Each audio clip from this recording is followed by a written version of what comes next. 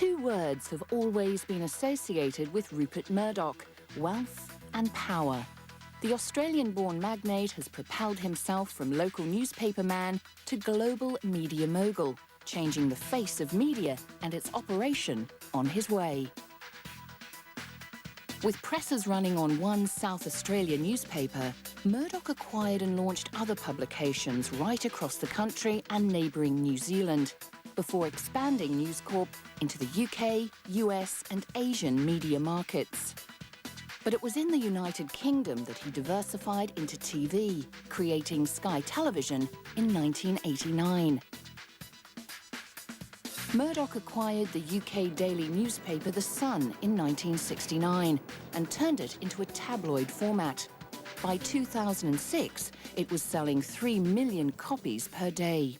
Oh, well, of course, there have been many people who've made great names in Fleet Street as running newspapers and building great newspapers.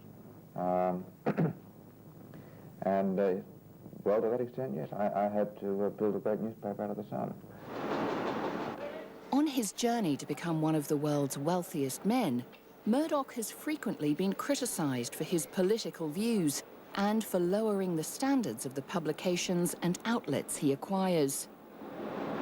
No, the News of the World is it's the most successful Sunday paper in the world. And I'm certainly not going to compete with that by imitating that every day. That's unique, and it's going to be left well alone to continue to make money and to do better, I hope. The Sun will certainly be competing with the Daily Mirror. It will be a small-sized newspaper, and it will be out to get every reader it can, and it'll be very happy to take them from the Daily Mirror or a Daily Express or any that's available. Mordoch continued to aggressively turn his acquisitions into one of the biggest media corporations in the world.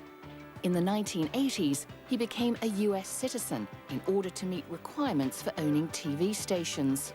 In the early 1990s, his empire was stretched thin financially, but by the end of the 90s, it had bounced back, with successes on cable television and with the network Asian Star Television.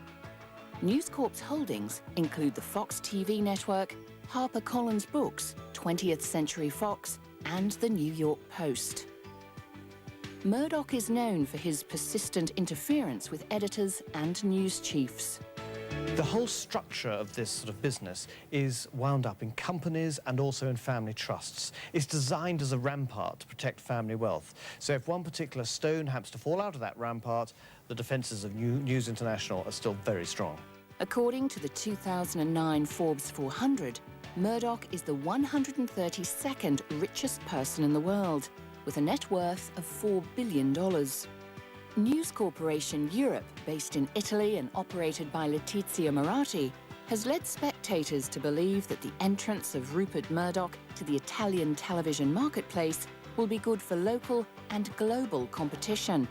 The globalization of the European market will enable Mordoch to further expand his company. As media companies have become more global, such as the Germans are doing with Bertelsmann, we have to recognize that Europe is, in media terms, half the world.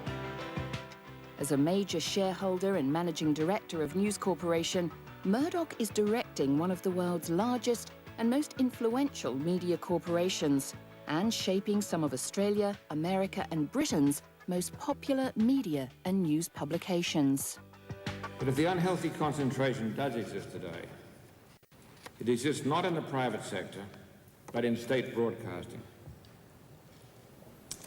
In the United Kingdom, no one challenges the power of the BBC. With Mordoch's Fox News consistently taking ratings from CNN and considered the most watched cable news channel, this media baron will continue changing the face of broadcasting.